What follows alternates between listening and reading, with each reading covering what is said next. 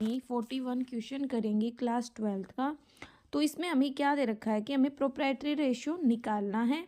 तो उसका फॉर्मूला क्या होता है, सबसे पहले आपको वो पता होना चाहिए। तो प्रोप्राइटरी रेशियो का फॉर्मूला होता है share holder fund divide by total assets.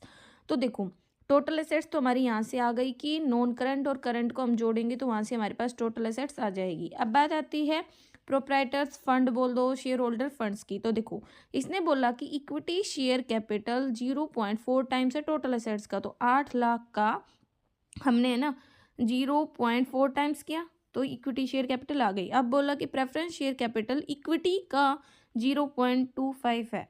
तो इक्विटी हमारी ये थी, इसका हमने 0.25 किया तो पॉइंट को हटा के हमने अपॉन में 100 कर दिया। वहाँ से हमारे पास प्रेफरेंस भी आ गई। फिर इसके बाद इसने हमें जनरल रिजर्व दे रखा था, वो था हमारा 1.5 लाख। उसके बाद इसने हमें नेट प्रॉफिट बिफोर टैक्स दे रखा है 1,20,000। इससे हम 25% 1,20,000 का मतलब 30,000 माइनस करेंगे तो नेट प्रॉफिट आफ्टर टैक्स आ जाएगा। अब शेयर होल्डर फंड के लिए आप क्या करोगे कि इक्विटी का जो पैसा है वो, प्रेफरेंस का जो पैसा है वो, जनरल रिजर्व का जो पैसा है वो, और नेट प्रॉफिट आफ्टर टैक्स जो है वो जोड़ोगे तो वहाँ से शेयर होल्डर फंड आ जाएगा।